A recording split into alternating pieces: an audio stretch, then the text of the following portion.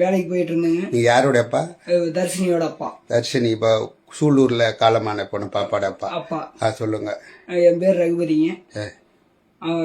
நான் வேலைக்கு போயிட்டு வந்து 5:30 மணிக்கு வந்தேங்க சார். 7 மணிக்கு வந்தேங்க, நைட்டு 7 மணிக்கு. பாப்பா காணாது போனது வந்து 5:30 மணிக்குங்க சார்.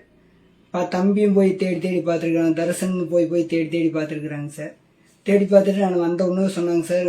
சொன்னான் தம்பி, அக்கா காணாங்கப்பா, எங்கே போனான்னு தெரியலீங்க. இல்லைங்க, நீங்க வரும்போது உங்க மனைவி எங்க இருந்தாங்க? வீட்டில் தான் இருந்தாங்க. என்ன நிலைமையில இருந்தாங்க? ஃபுல் போதைங்க. போதை சரக்கு அடிச்சு தான் இருந்தாங்க. ஆமாங்க. உங்களுக்கு சரக்கு அடிக்கிற பழக்கம் இருக்கா? இல்லைங்க சார், எந்த பழக்கம் இல்லை. எந்த பழக்கமும் இல்லை. உங்க வைஃபுக்கு எத்தனை வருஷமா சரக்கு அடிக்கிற பழக்கம் இருக்கு? வருஷம் பூரா அப்படியே தான் இருந்ததுங்க சார். ஓகே. அவங்க யாரோட எல்லாம் சேர்ந்து சரக்கு அடிப்பாங்க?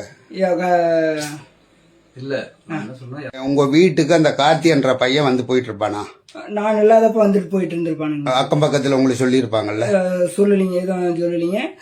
அவங்க இப்ப ரீசன் வந்ததுக்கு அப்புறம் தான் மனைவி சரியில்லை, அந்த பையன் நல்ல பையன், அந்த பையன் வேலைக்கு போயிட்டு வந்துகிட்டு இருக்கிற பையன் தான், அந்த பையனுக்கு. நீங்க தான் சரக்கு அடிக்கிறீங்க, ஃப்ரிட்ஜில் வந்து கலர்ல மிக்ஸ் பண்ணி வச்சுதான் உங்க வைஃப் வந்து பேட்டி கொடுத்து? அதெல்லாம் கிடையாதுங்க ஐயா, அதெல்லாம் கிடையாது. அந்த பழக்கம் இல்ல? எனக்கு அந்த பழக்கமே இல்லை. நானும் 20 வருஷமா அந்த கம்பெனிக்கு வேலைக்கு போயிட்டு இருக்கிறேன்.